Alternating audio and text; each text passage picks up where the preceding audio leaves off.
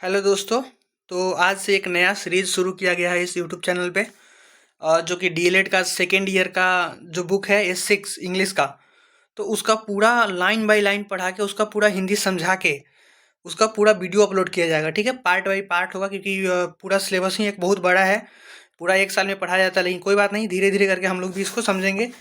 DElEd के lecturer लोग के पास इतना टाइम तो नहीं होता है कि वो लाइन बाय लाइन पढ़ाए, लेकिन कोई बात नहीं, क्योंकि अपने पास हल्का सा टाइम है तो उसका यूटिलाइज किया जा रहा है।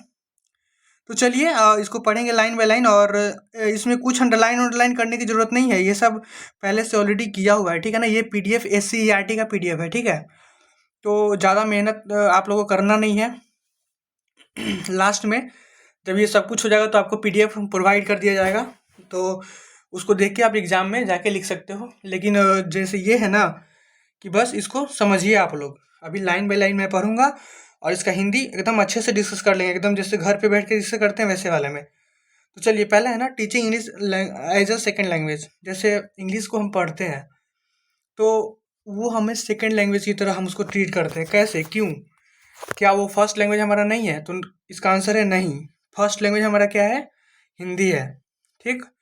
जैसे भारतवर्ष में सबसे पहले तो संस्कृत था वैदिक काल में, उसके बाद में हिंदी इवोल्यूशन हो गया उसका। ठीक है, और इंग्लिश हमें अंग्रेजों द्वारा मिला गया, अंग्रेजों द्वारा मिला है। ठीक है ना, जब अंग्रेज लोग आए थे भारत में तो उस समय भारत अंग्रेज का कॉलोनी था। ठीक है, उसी तरीके से फ्रेंच आए, डच आए, डेनिश आए, तो वो सब अपने साथ इंग्लिश को लेके आए थे। ठीक, तो इसलिए ये हमारा फॉरेन लैंग्वेज है। ठीक है, सेकेंड लैंग्वेज। तो अंडरलाइन किया हुआ है, आप देख सकते हैं, सेकेंड लैंग्वेज। उसके बाद है कि English continue to influence Indian life, not just as the language of elite intellectual class but as common second language of the mass. बोल रहा है ना कि जब शुरू शुरू में इंग्लिश आया था तो ये बस ब्रिटिश लोग और जो उस जमाने में पढ़े लिखे लोग थे ना, बड़े लोग, वो लोग इंग्लिश उपयोग करते थे। ठीक है, क्योंकि इंग्लिश सीखना सबके बस की बात नहीं थी। लेकिन धीरे धीरे जैसे जैसे समय बीतता गया, वैसे वैसे ना ये इंग्लिश अब व्यापक होता चला गया। ठीक है, और आज तो ये मतलब इंडिया में लगभग मास लेवल पे बोला जाता है। कहने का मतलब बहुत बड़े लेवल पे बोला जाता है, बहुत बड़े लेवल पे बोला जाता है। समझ में आया? तो इसीलिए इसको सेकेंड लैंग्वेज बोलते हैं, क्योंकि हमारा मातृभाषा तो हिंदी है, लेकिन चूंकि इंग्लिश भी हमें बाहर से थोप दिया गया था। और आज के ज़माने में बिना इंग्लिश से कुछ तो हो नहीं सकता है, क्योंकि ग्लोबल लैंग्वेज है, ये पूरे विश्व में बोला जा रहा है। तो अगर आप चाहते हो कि अगर आप यहाँ से निकल के बाहर भी घूमो, तो भाई उसको सीखना पड़ेगा, इसलिए वो सेकेंड लैंग्वेज ही है। As reflected by NCF 2005, English in India today a symbol of people's aspirations for quality in education and a fuller participation in natural and international life। Fuller participation, ठीक है ना। तो बोल रहा है ना कि जो पहले तो था कि हाँ इलाइट लोगों का था इंग्लिश, लेकिन आज जो है ना इंग्लिश, वो एक पहचान बन गया है, एस्पिरेशन, क्वालिटी का। जैसे माना जाता है ना कि अगर आप इंग्लिश जानते हो तो आपका पर्सनालिटी बहुत अच्छा बन जाएगा। तो ये समाज में तो अवधारणा बना हुआ है कि जो इंग्लिश जानता है वो उसका पर्सनालिटी अच्छा होगा, वो आदमी अच्छा होगा। अभी लोग मानते हैं ये चीज़, ठीक है ना। और ये भी मानते हैं कि इंटरनेशनल लाइफ, मतलब आप अंतर्राष्ट्रीय लेवल पे अगर आप जीना चाहते हो तो आपको इंग्लिश आना चाहिए। ठीक है, English as a empowering tool improve their accessibility towards modern opportunities associated with the globalized and digital economy। बोल रहा है ना, अगर इंग्लिश सीख लोगे तो वो तुम्हें इम्पावर करेगा, मतलब अंदर से हिम्मत देगा। किस लिए? तुमको इम्प्रूव करने के लिए और एसेसिबिलिटी के लिए, मतलब ताकि तुम मॉडर्न दुनिया में, जैसे मॉडर्न अभी जो चल रहा है ना, टेक्नोलॉजी चल रहा है 21वीं सदी, इसमें क्या है, टेक्नोलॉजी का ज़माना है। तो अगर इंग्लिश जानते हो तो आपको अच्छे अच्छे अपॉर्चुनिटीज़ मिलेंगे, मतलब काम करने का जो नया नया अवसर होता है ना, अपॉर्चुनिटी, वो मिलेगा। क्योंकि इंग्लिश एक ग्लोबलाइज्ड लैंग्वेज है। ठीक है, और डिजिटल इकोनॉमी चल रहा है। जैसे मान लो कि आप फ़ोन पे ये सब चला रहे हो, ठीक, तो भाई फ़ोन पे कौन चला सकता है? जिसको इंग्लिश आएगा, क्योंकि फ़ोन पे में तो इंग्लिश लैंग्वेज है। उसमें थोड़ा सा भी गड़बड़ किए, क्योंकि फ़ोन पे का नाम ही है फ़ोन पे, इंग्लिश ही खुद ही इंग्लिश है। समझ रहे हो? और जो लोग इंग्लिश जानते हैं ना, उसके लिए ही मतलब टेक्नोलॉजी से जुड़ा रहना अच्छा है। बाकी नॉर्मल लोग अगर चाहेंगे तो भाई ये अब जैसे इंग्लिश का ट्रेंड जो पकड़ रहा है ना, तो अब दिक्कत है उसमें।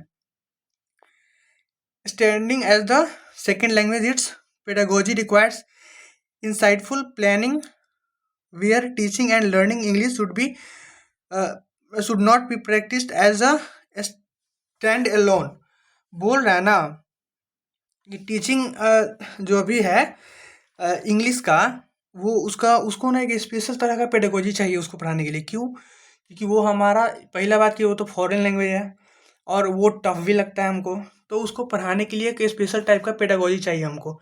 हम जैसे हिंदी सिखाने में जो पेडागोजी यूज़ करते हैं, इंग्लिश में भी वो पेडागोजी यूज़ नहीं कर सकते हैं। इसका कारण ये है ना कि बच्चा फ़ैमिलियर नहीं है उससे, इंग्लिश वर्ड से, ठीक है? तो अगर हम जैसे, चूँकि हिंदी तो बच्चा घर में ही सीख लेता है, पैदा हुआ तब से ही सुनते जा रहा है हिंदी, लेकिन इंग्लिश का स्कोप उसको तभी मिलता है जब स्कूल में आता है, ठीक है? तो यहाँ पे ये बहुत ज़रूरी है कि मतलब एक अच्छा-सा एक पेडागोजी का इस्तेमाल करेंगे पढ़ाने के लिए बच्चों को, तभी बच्चा सीख पाएगा, ठीक है ना? क्लासरूम को इसके लिए क्या बनाना पड़ेगा? क्लासरूम में माहौल बनाना पड़ेगा, ठीक है? एकदम डिस्कशन टाइप में, बच्चा के साथ डिस्कशन करना होगा, उनको गेम खिलाना होगा, पज़ल खिलाना होगा। तो इस सब चीज़ों का उपयोग करके, इन सब अ, अधिगम सामग्री का भी उपयोग करना होगा। बहुत सारा चित्र दिखाना पड़ सकता है, लेटर वाला गेम खिलाना पड़ सकता है, अंतराक्षरी खिलाइए, इंग्लिश वर्ड वाला खिलाइए, समझे? तो इस सब से ना अधिगम, अगर ये सब हम उपयोग करते हैं अधिगम में, तो बच्चा सीख लेगा। अगला है understand the characteristics of teaching English as a second language. तो इस यूनिट में हम करेंगे क्या? मतलब ये यूनिट है तो इसमें करना क्या है? तो हमको समझना है ना कि English as a second language को पढ़ने में उसका क्या कैरेक्टरिस्टिक्स है, ठीक है ना? उसको हमको जानेंगे, इसकी अहम भूमिका क्या है उसको जानेंगे। Apply different principles of teaching second language as the level of classroom. बोल रहा है ना कि अ, अलग-अलग उद्देश्यों को, जैसे बहुत बड़े-बड़े साइंटिस्ट लोग हैं, वो लोग कुछ-कुछ अपना-अपना प्रिंसिपल देके गए हैं, उद्देश्य, ठीक है ना? कि भाई इस प्रिंसिपल को फॉलो करोगे तो ये प्रभाव आएगा, होता है ना? कोई अपना-अपना थ्योरी देके चला जाता है। तो अलग-अलग थ्योरी का इस्तेमाल करके, अलग-अलग पेडागोजी का इस्तेमाल करके हमें इंग्लिश को पढ़ाना चाहिए क्लास में, ठीक है? Develop understanding regarding various factors affecting learning of English in Bihar. English को समझने के लिए, ठीक है ना? अलग-अलग उसके फैक्टर्स, मतलब होता है ना, उसके फैक्टर मतलब उसके तथ्य, अलग-अलग कारक, फैक्टर मतलब कारक होता है, ठीक है ना? अलग-अलग कारकों को समझना पड़ेगा, ठीक है? अब क्या है, analyse different aspect of NCF 2005 और बीसीएफ। एनसीएफ मतलब नेशनल करिकुलम फ्रेमवर्क और बीसीएफ मतलब बिहार क्यूरिकुलर फ्रेमवर्क, ऐसे है, ठीक है? 2008 along with perspective of prescribe text book in Bihar. बोल रहा है ना कि इन दोनों को मार्गदर्शन में, एनसीएफ और बीसीएफ, इन दोनों को मार्गदर्शन में, इन दोनों के मार्गदर्शन में हमने एक एससीईआरटी ने बुक बनाया है, जो कि 1 to 5 क्लास में बच्चों को पढ़ाना, तो उसी को ही फॉलो करना है, ठीक है ना? ऐसा नहीं कि कुछ भी पढ़ाते जा रहे हैं, ऐसा नहीं। जो बुक बना है 1 to 5 क्लास का, वो एनसीएफ और बीसीएफ से प्रेरित है, ठीक है? उसमें जो जो बात कहा गया है ना, सारे मापदंडों का उसमें सम्मिलित किया गया है। तो टीचर से ये अनुरोध कर रहा है कि उसी को ही पढ़ाए। और उसके अगला है develop awareness regarding different approaches and methods of teaching. बोल रहा है ना कि अवेयरनेस फैलाना है, मतलब बच्चों में जागरूकता फैलाना है कि अलग अलग टीचिंग मेथड और टीचिंग पेडागोजी का इस्तेमाल करके कैसे इंग्लिश सीखा जा सकता है, ठीक है? बोल रहा है ना कि अब कैसे होगा, तो इसमें बच्चा को क्या करना है, हेल्प करना है, पिक्चर दिखाना है, चित्र दिखा सकते हैं कुछ, स्पेलिंग बता सकते हैं, प्रोनाउंसिएशन उसको सही से ही बता सकते हैं, ठीक है?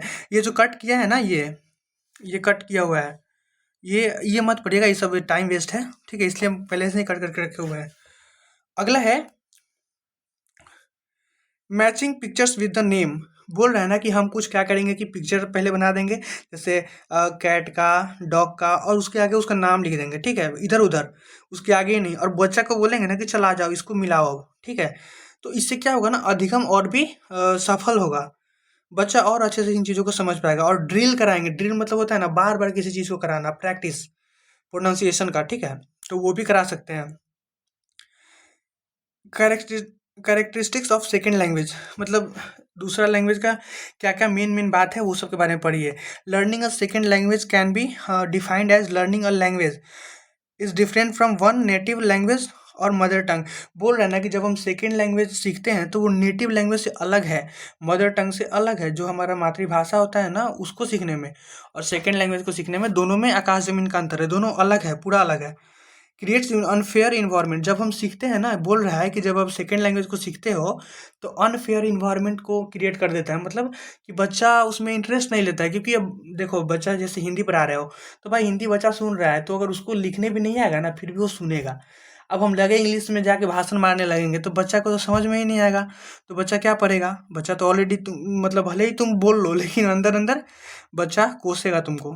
ठीक है, तो बोल अगला है, second language learning is a highly conscious process. बोल रहा है ना कि जब सेकेंड लैंग्वेज हम सीखते हैं तो बहुत ही सतर्क रहने वाला प्रोसेस है वो, ऐसे हवा में नहीं सीख सकते हैं। The first language serve as the fundamental base for establishing familiar with the second language. बोल रहा है ना कि जो पहला लैंग्वेज है वो दूसरे लैंग्वेज को सीखने के लिए बेस है। ठीक है ना, कि बोल रहा है कि अगर पहला लैंग्वेज को हम बेस बना के ही दूसरा लैंग्वेज सीख सकते हैं। भाई अगर तुम इंग्लिश किसी को पढ़ाना चाहते हो तो उसको कुछ कुछ हिंदी में समझाने के लिए एटलीस्ट बच्चा को पहले तो कोई लैंग्वेज आना चाहिए ना। ऐसा तो है नहीं कि पहला ही तुम सिखा दोगे इंग्लिश, ऐसा नहीं।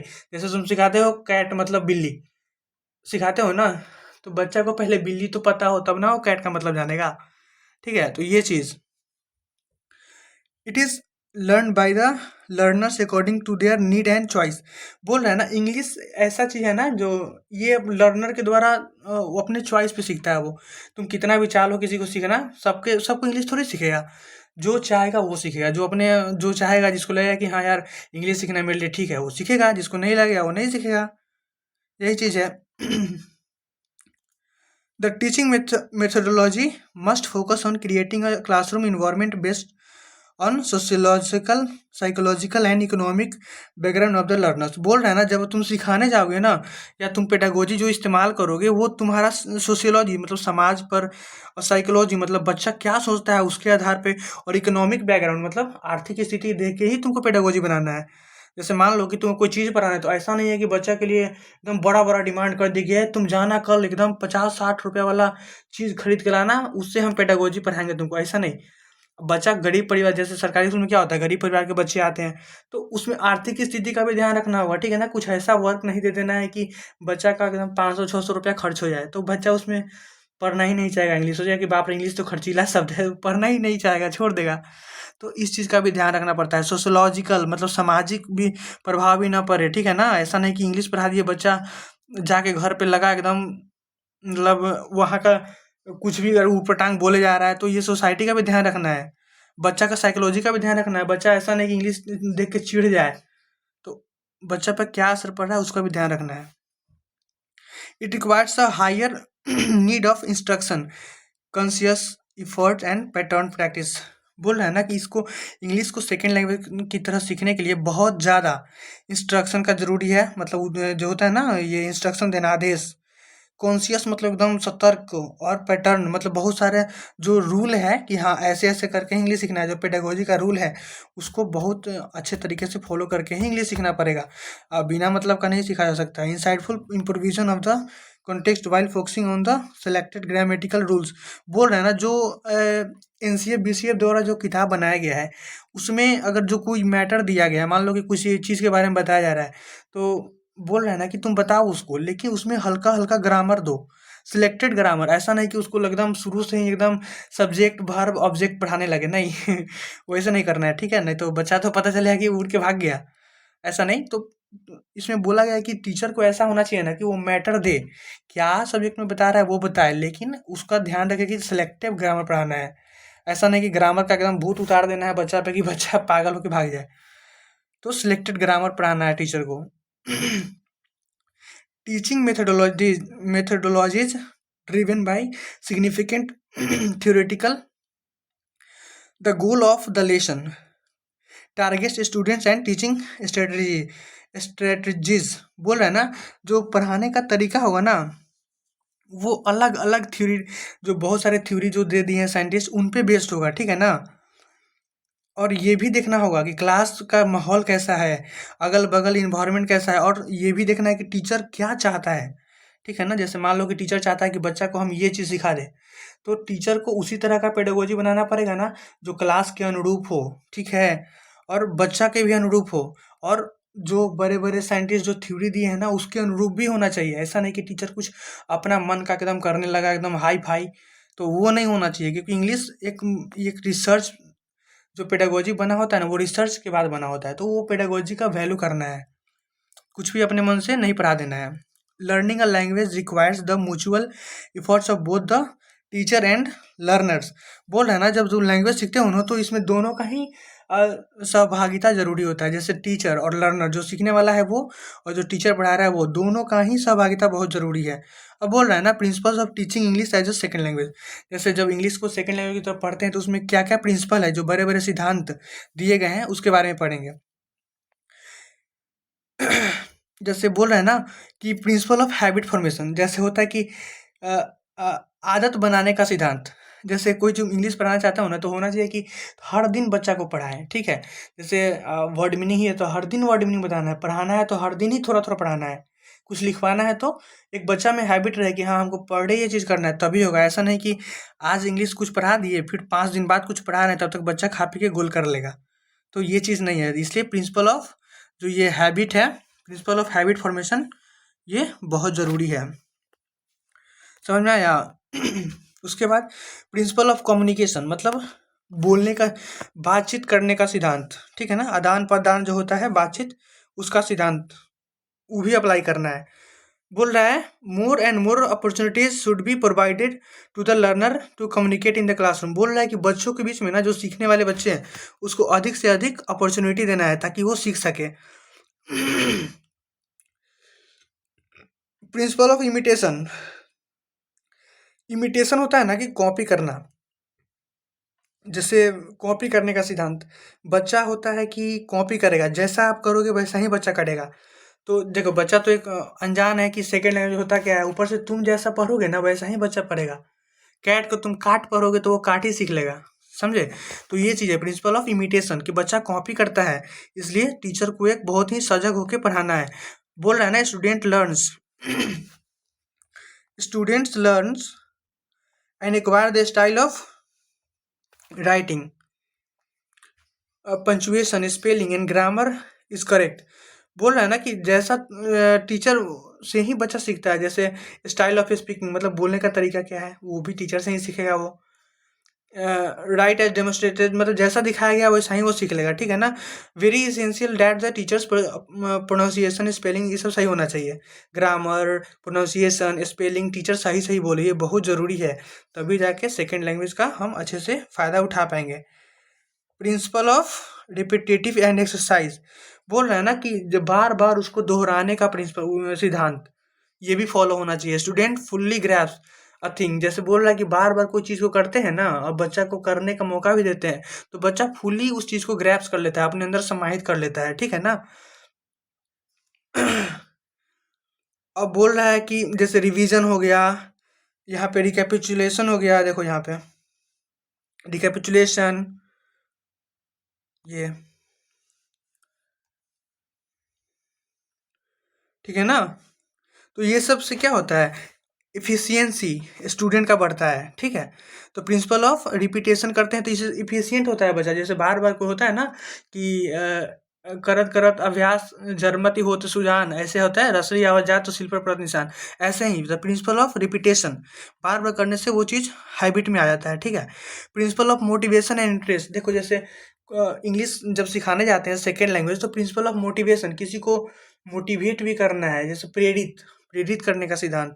जैसे वो बच्चा इंग्लिश को क्यों सीखेगा, बच्चा को क्यों इंग्लिश सीखना चाहिए, इंग्लिश सीखने से क्या क्या लोगों को फायदा हुआ है, ये सब चीज़ उसको बताना पड़ेगा, ठीक है ना, तब भी बच्चा सीखेगा। ऐसे बच्चा नहीं सीखेगा क्योंकि बच्चा को तो खुद अनजान है, बच्चा क्या सीखेगा वो।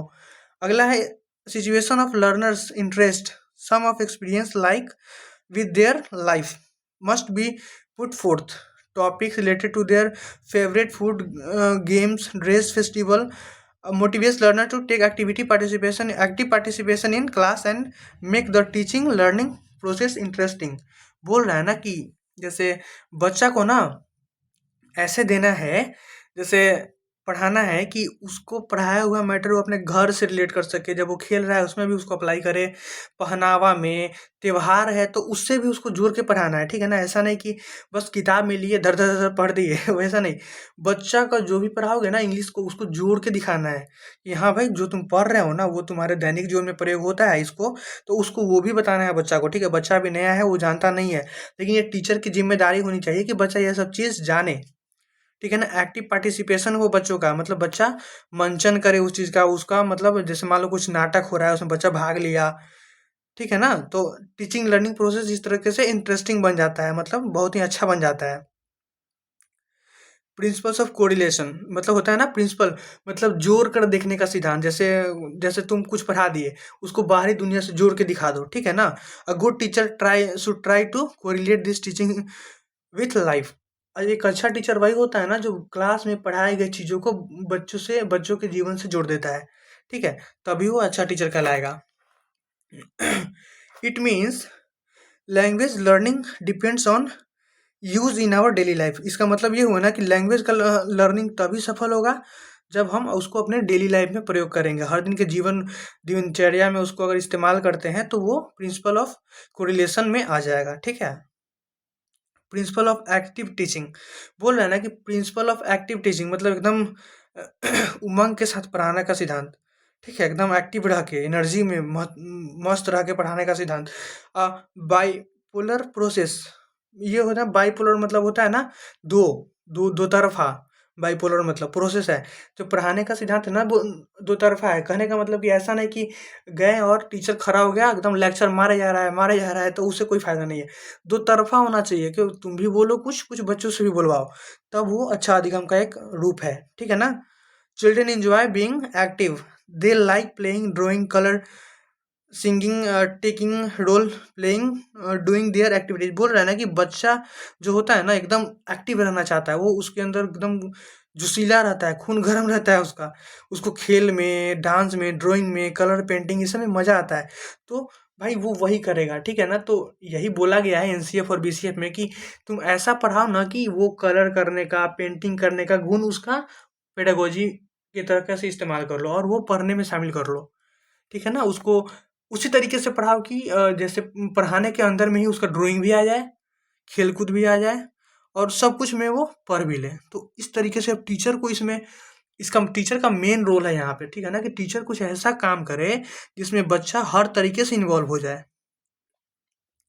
ठीक है?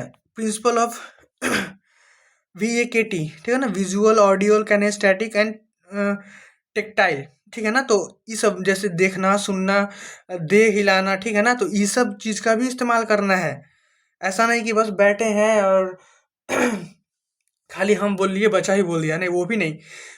बोलना है तो एक्सप्रेशन के साथ बोलना है। जैसे मान लो कि अगर रोने का बात है तो तुमको रो के भी दिखाना है कि कैसे रोया जाता है, ठीक है ना? तो ये सब होता है टैक्टिकल, मतलब एकदम बढ़िया नए-नए टैक्टिस, किस तरीके से तुम नए-नए चीज़ों को सीख के बच्चों को सिखा दोगे, ठीक है ना? सब कुछ सीखना है, इमोशन सीखना है, ड्रामा सीखना है, अ, तुम्हारे मुँह पर कैसा एक्सप्रेशन आना चाहिए। जैसे कोई रोने का एक्सप्रेशन है तो एकदम कहानी में मान लो कि कहीं रोना है तो तुम्हारे मुँह पे रोने वाला एक्सप्रेशन आना चाहिए, तब ना बच्चा फ़ील करेगा उस चीज़ को, ठीक है ना? ऐसे हवा-हवा में पढ़ाओगे तो कुछ नहीं होगा। तो यही ये सब एनसीएफ, बीसीएफ के अंदर सजेशन दिया गया है, सुझाव दिया गया है। Involvement of learners in various activities to create teaching situations. बोल रहा है ना कि जो लर्नर है सीखने वाला, उसको एक ऐसा ऐसा सिचुएशन में इन्वॉल्व करो, मतलब उसको ना इंगेज करके रखो। जैसे मान लो कि तुमको सिखाना है कि अ, होता है ना कि दिस इज राम, इंग्लिश तुमको ट्रांसलेशन सिखाना है कि यह राम है, तुम सिखाना है। इसे तो 1 to 5 में इतना तो हार्ड सिखाते नहीं है। छोटा एग्जाम्पल लेते हैं अपन ना, तो ये मान लो कि ए फॉर एप्पल चुनना है, ठीक है ना? बच्चा को रटवाना है कि भाई एप्पल कैसे होगा, एप्पल कैसे होता है, तो बच्चा को पहले लिखवाना है कि सेव रख देंगे वहाँ पे, ठीक है? और एप्पल, बॉल सब में लिख के डाल देंगे और बच्चा को बोलेंगे कि जो जिसके सामने है उसके सामने पेपर उठा के रख दो। तो बच्चा क्या करेगा, एप्पल वाला जहाँ लिखा होगा वो एप्पल के सामने उठा के रख देगा, बॉल वाला के सामने बॉल वाला पेपर रख देगा। तो इस तरीके से ना बच्चा क्या हुआ, एक्टिव इन्वॉल्व है, बच्चा को भी लगेगा कि हाँ यार हम भी कुछ किए हैं, ठीक है? तो वो बच्चा खुश होगा और वो जो किया रहेगा ना उसके एकदम मानसिक में जो दिमाग होता है ना एकदम सेट हो जाएगा, वो कभी भूलेगा ही नहीं। There should be appropriate scope of listening, speaking, reading and writing. बोल रहा है ना कि जब क्लास में तुम सेकंड लैंग्वेज सिखाने जाओ तो अप्रोप्रिएट स्कोप होना चाहिए, जिसमें बच्चा सुन सके, बोल सके, लिख सके और क्या बोलते हैं, पढ़ भी सके, इस सब चीज़ का। अगला है प्रिंसिपल ऑफ फॉस्टरिंग क्रिएटिविटी। मतलब क्रिएटिविटी मतलब होता है कि कुछ नया करने का, नया करने का क्रिएटिविटी को बोलते हैं, तो उसको बढ़ावा देने का सिद्धांत, ठीक है ना। तो इसको टीचर को चाहिए ना कि बच्चा कुछ नया कर रहा है और उसमें कुछ, तो उसको टीचर को सपोर्ट करना चाहिए, ना कि उसको डांट देना चाहिए कि अरे तुम काहे कि ऐसे बैठो, ऐसा नहीं करना है। बच्चा है, वो तो बच्चा ही है, वो तो गलत करेगा ही, तो टीचर को ना उसको सुधारना चाहिए, उसको अप्रिशिएट करना चाहिए, चलो कोई बात नहीं, तुम अच्छा किया, ऐसे किया, अब उसमें थोड़ा-सा सुधार करना ज़रूरी है। ऐसे क पढ़ाओगे ना तो बच्चा ज़्यादा इंटरेस्ट लेगा। एकदम बच्चा कुछ करना शुरू किया, उसी समय खट से उसको डाँट देंगे तो भाई बच्चा डर जाएगा, ठीक है? तो ऐसा नहीं करना है। इसलिए प्रिंसिपल ऑफ फॉस्टरिंग क्रिएटिविटी, बच्चों के बीच में क्रिएटिविटी बताना है, ठीक है ना? तब बच्चा आगे बढ़ेगा। The teacher should be aware of the anxiety, fear, pressure children feel in English class। तो एक अच्छा टीचर वही होता है ना जो बच्चा को जाने कि भाई इंग्लिश पढ़ाने के दौरान क्या-क्या हो सकता है। जैसे जब इंग्लिश पढ़ाते हैं तो क्या होता है, एंग्जायटी, बच्चा उदास हो जाता है, डर लग जाता है, फियर, प्रेशर में आ जाता है बच्चा। तो टीचर को पता होना चाहिए ये सब चीज़ कि भाई ये सब करने से क्या-क्या असर होता है, तो इन चीज़ को कैसे हैंडल करना है। ठीक है? एक अच्छा टीचर को ये सब पता होना चाहिए। English teacher should act as a facilitator to engage the learners with interactive participation in English classes as much as possible। बोल रहा है ना कि इंग्लिश टीचर को एक ऐसा होना चाहिए ना कि उसको बच्चे को जितना से जितना हो सके ना फैसिलिटेटर की तरह काम करना है, फैसिलिटी प्रोवाइड करना है कि भाई तुम ये बच्चा को करने देना है, उसमें सहयोग करना है टीचर को, तो तभी वो इंग्लिश का अच्छा टीचर बनेगा। ठीक है? फैक्टर अफेक्टिंग सेकंड लैंग्वेज, बोल रहा है कि सेकंड लैंग्वेज को कौन-कौन सा फैक्टर कारक है जो प्रभावित करता है उसके बारे में। तो पेडागोजिकल भाई तो है ही है, अगर मान लो कि इसमें पेडागोजी ही गलत अपना लेंगे तो बच्चा सेकंड लैंग्वेज सीखेगा ही नहीं। समझ में आया? क्लासरूम का एनवायरनमेंट भी बहुत ज़रूरी है, सामाजिक वातावरण कैसा है, आर्थिक वातावरण कैसा है बताए हैं अभी। तो इन सब चीज़ें बहुत ज़रूरी है, सब चीज़ का ध्यान रखना बहुत ज़रूरी है। There are number of factors that affect second language learning: social context, attitude, motivation, anxiety, aptitude, cognitive styles, conditions and learning are some of the general factors। बोल रहा है ना, सामाजिक कैसा समाज है, बच्चा का एटीट्यूड कैसा है, बच्चा सीखने के मूड में है कि नहीं है, मोटिवेशन बच्चा कितना प्रेरित है सीखने को लेकर, एंग्जायटी मतलब होता है गुस्सा-वुस्सा तो नहीं ना है, बच्चा के दिमाग में किस लेवल का सीखने का क्षमता है, ये सब भी, ठीक है ना? स्टाइल, कॉग्निटिव स्टाइल मतलब सीखने का जो तरीका है वो कैसा है, ये सब ध्यान रखना पड़ता है, ठीक है? Language through the interaction, biological, social, environmental factors. The interaction is essential for natural development of language in person.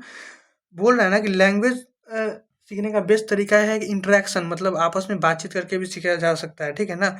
ये सबसे ज़्यादा इफेक्टिव होता है। Interaction is essential for living development of language in a person. Interaction बहुत ज़रूरी है, ठीक है ना, ताकि एक आदमी में लैंग्वेज सीखने के लिए एक इंटरेक्शन मतलब आपस में बातचीत करना बहुत ज़रूरी है। Linguistics are now at the some arrangements that nature, biological faculty and nature environment come together in influence language learning. बोल रहा है ना कि बायोलॉजिकल या इन्वायरमेंटल, जैसे मान लो कि जैसे जैविक या फिर वातावरण में जो होता है वो सब मिलके भी लैंग्वेज को प्रभावित करते हैं, ठीक है। ऐसा नहीं है जैसे घर के लोग हैं तो ये जैविक कारक हो गया। अब वातावरण मान लो कि गर्मी बहुत है क्लास में, ठीक है ना, तो भाई बच्चा उसमें भी इंग्लिश नहीं सीख पाएगा, ठीक है ना। बच्चा तो पसीना से परेशान रहेगा तो इंग्लिश कैसे सीखेगा, तो ये सब भी कारक है। इन्वायरमेंट कैसा है, क्लास में पढ़ने का माहौल है कि नहीं है, ठीक है, तो ये सब चीज़। बायोलॉजिकल कारण मतलब हो गया कि जैसे बच्चा का सर दर्द, पेट दर्द, तो ये सब नहीं ना है, या बच्चा मतलब मानसिक रूप से ठीक तो है ना, ये सब भी देखना पड़ता है। डेवलपमेंटल फैक्टर, ठीक है ना, डेवलपमेंट करने के फैक्टर क्या क्या है, ठीक है ना, उसके बारे में पढ़ेंगे। Acquisition of speech sound, acquisition of speech sound, ठीक है ना, मतलब क्या बोलना है वो सीखना। स्पीच साउंड मतलब बोलने की आवाज़ को सीखना। जैसे होता है ना कि बच्चा जब छोटा होता है तो हम बोलते हैं ना तो आता है, उसको लगता है ना कि बुला रहा है। अब वो डाँटते हैं तो वो जानता है कि अच्छा ज़ोर से बोल रहा है मतलब हम कोई चीज़ नहीं करना है। बोलते हैं ना ए, तो वो रुक जाएगा। तो इस डरने का चीज़ है, तो इसी को बोलते हैं ना एक्विजिशन ऑफ स्पीच साउंड, मतलब बच्चा साउंड को देख के सीख रहा है, समझ रहे हो? तो ये चीज़ है। एक अगला है association between environmental objective and speech sound. बोल रहा है ना कि पहले तो था कि तुम बोल दिया तो बच्चा सुन के रुक गया। अब है कि बच्चा को बोलने के साथ-साथ तुम इशारा भी कर रहे हो। जैसे बोल रहे हैं ना कि ए, तो हाथ भी दिखा रहे हैं मारने का, तो बच्चा डर जाएगा। बोले हैं ना कि अब वो पिटाने वाला है, ठीक है? तो ये सब चीज़ें association between environment and object and speech sound, मतलब बोल रहा है ना कि जो देखना है, क्या-क्या वस्तु है, एनवायरनमेंट क्या-क्या है, मतलब वातावरण में क्या चीज़ है और हम क्या बोल रहे हैं, ठीक है? जैसे हाथ में एक डंडा ले लिए, दिखा रहे हैं और कस के डाँट भी रहे हैं, तो ये क्या हुआ? इन्वायरमेंट, तो उसको लगेगा कि भाई पिटाने वाला इन्वायरमेंट आ गया, ज़ोर से साउंड जा रहा है, मतलब उसको डाँट लग रहा है, ठीक है ना? तो ये सब चीज़ से क्या होता है, बच्चा इस सब को ना जोड़ता है। और तुम जब भी दोबारा ऐसा काम करोगे ना, जब हाथ में डंडा लेके वैसा माहौल बनाओगे, बच्चा वहीं पे डर जाएगा। उसको याद आता है कि भाई पिछले बार ऐसा हुआ था तो हम पिटा गए थे, इस बार भी ऐसा हो रहा है तो अब बच्चा डर गया। तो ये सब चीज़ से ना बच्चा सीखता है। Association of meaning to speech sound. अब बच्चा मतलब भी समझता है। जैसे तुम बोल रहे हो तो उसका मतलब भी समझेगा, समझे? जैसे अब पापा, तो तुम जानते हो, बच्चा जानेगा कि अच्छा पापा बुलाने पे वो आ जाते हैं, पापा आ जाते हैं। तो वो क्या होता है, बच्चा समझ गया। अब वो जब भी उनको बुलाना होगा तो पापा ही बुलाएगा। तो यहाँ से बच्चा एसोसिएट कर रहा है उस सब चीज़ों को, जो सुन रहा है उसको अब खुद में ढालने का कोशिश कर रहा है। Now he will be able to imagine object when the sound associated with the with it pronounced when the object is not in front of him. बोल रहा है ना कि जैसे एसोसिएशन, अब मान लो कि कहीं पापा का चर्चा चलेगा ना जैसे ही, तो वो उसके दिमाग में पापा आने लगेंगे, समझ में आया? तो ये चीज़ है association of meaning in speech and sound. मतलब बोल रहा है ना कि वो जब सब कुछ मिला के बच्चा जानेगा ना कि पापा का बात कहीं भी सुनेगा तो फटाक से उसके दिमाग में ना पापा का चेहरा आ जाता है। तो इसी को बोलते हैं association of meaning and speech and sound. अच्छा, भाषा में एक बड़े साइंटिस्ट थे नोम चोम्स्की। तो ठीक है, जब भी भाषा के बारे में हो ना तो इनका नाम ज़रूर आप लोग लिखिएगा डीएलएड के पेपर में। ये अच्छा होता है, इसको हाइलाइट भी कीजिएगा, ठीक है ना? बहुत अच्छा है ये। Over generalization of features of on object to other object. बोल रहा है ना कि बच्चा जो होता है ना कि ओवर जनरलाइज करने लगता है। It means that they use the learned sound for others object which have similar features। बोल रहा है ना कि जैसे बच्चा को कुछ सिखाओगे ना, जैसे मान लो कि गाय, जैसे तुम गाय बता दिए, ठीक है ना? तो गाय को बता दिए कि गाय बड़ा होता है, तो भैंस को भी देखेगा तो उसको गाय समझ में आएगा, ठीक है ना? कि वो सिमिलर फीचर दिख रहा है, उसमें क्या क्या दिख रहा है, एकदम समानता दिख रहा है उसको। बच्चा का दिमाग उतना डेवलप नहीं होता है, लेकिन वो चूंकि सिमिलर फीचर देखे, जैसे गाय को देखता है कि चार गोर वाला कोई आता है ना तो उसको सब गाय बुलाते हैं। जैसे गाय ऐसा थोड़ी है कि हमेशा व्हाइटे रहता है, गाय कभी काला भी हो जाता है, कभी उजला भी हो जाता है, भैंस तो काली रहती ही है। तो बेचारा वो कंफ्यूज हो जाएगा, ठीक है ना? और ओवर जनरलाइज करने लगेगा, ठीक है? तो वो जिसको देखेगा उसको जनरल में तुलना कर लेगा कि भाई ये यो गाय है, भैंस को भी गाय बोलेगा, घोड़ा को भी गाय बोल देगा, ऐसे चीज। Constructing complex sentences. बोलता है ना कि जब बच्चा बड़ा होने लगेगा तो धीरे धीरे कॉम्प्लेक्स, मतलब बड़ा बड़ा सेंटेंस भी बनाने लगेगा। Child starts using language in the manner by imitating adults. बोल रहा है ना कि बच्चा लैंग्वेज बड़ा बड़ा कैसे बनाएगा, जब एडल्ट्स उसके घर में कैसा कर रहे हैं उसको देख के इमिटेट करेगा, ठीक है ना? सीखेगा, तब वो बड़ा बड़ा बात बोल पाएगा। और अलग अलग सिचुएशन में अलग अलग सेंटेंस का यूज कर पाएगा। Constructing sense in new situation.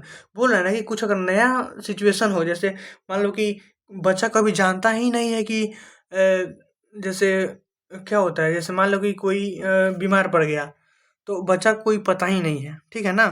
तो बच्चा क्या करेगा, अब दिमाग में खुद का आइडिया बनाने लगेगा। अगर मान लो कि कोई ऐसा सिचुएशन है जिसको बच्चा जान ही नहीं रहा है, उसके बारे में ऐसा परिस्थिति है जिसको बच्चा जान ही नहीं रहा है, तो वो अपना ही दिमाग लगाने लगता है कुछ, ठीक है ना? और अपना इमेजिन करने लगता है।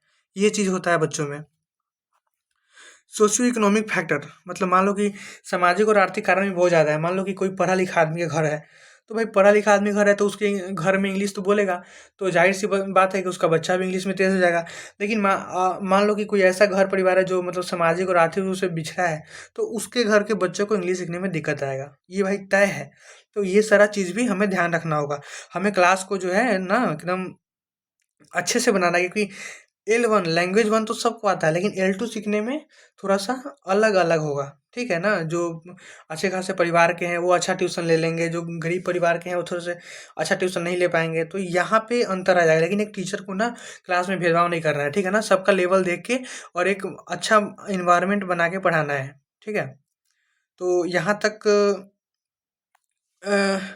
Child learner is the mother language, the first language, very easy and इफोर इफोर्टलेसली। बोल रहा है ना कि जो पहला लैंग्वेज जो बच्चा सीखता है ना, उसमें ज़्यादा उसको ताकत हिम्मत नहीं लगाना पड़ता है। लेकिन जो दूसरा लैंग्वेज सीखता है ना, उसको बच्चा को बहुत ज़्यादा मतलब ताकत लगाना पड़ता है, मेहनत करना पड़ता है, ड्रिल प्रैक्टिस करना पड़ता है, एक्सपीरियंस उसको ज़्यादा चाहिए, तब वो जाके सेकेंड लैंग्वेज सीखता है।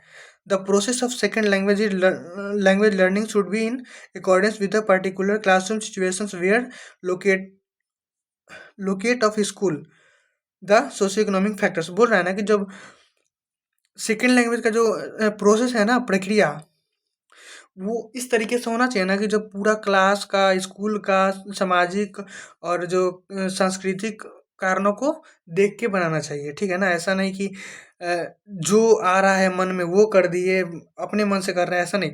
वातावरण कैसा है उसको भी देखना है, समाज में जैसे क्लास में कितने बच्चे हैं जो अमीर परिवार के हैं या इनके माता पिता इंग्लिश बोल लेते हैं, कितने बच्चे हैं जो गरीब परिवार के हैं, तो उस सब में ना टीचर को बैलेंस बना के पढ़ना रहता है। क्योंकि जो अच्छे घर के हैं वो तो ज़्यादा इंग्लिश बोलेंगे, लेकिन जो थोड़े थोड़े पिछड़े घर के हैं वो थोड़े से कम इंग्लिश बोल पाएंगे या उनको सीखने में दिक्कत आएगा। लेकिन टीचर को ना दोनों को बराबर वैल्यू देना है। ठीक है ना, उसमें मैनेज करना है। बराबर वैल्यू देने का मतलब ऐसा नहीं है कि इंग्लिश वाले को इग्नोर करना है और उसको एकदम सपोर्ट कर देना है, ऐसा भी नहीं। एकदम ऐसा करना है ना कि उस बच्चा को भी खराब ना लगे और इसको भी खराब ना लगे। ठीक है, तो आज का लेक्चर यहीं तक रखते हैं, फिर अगले पार्ट में आगे का डिस्कशन करेंगे। चलिए ठीक है।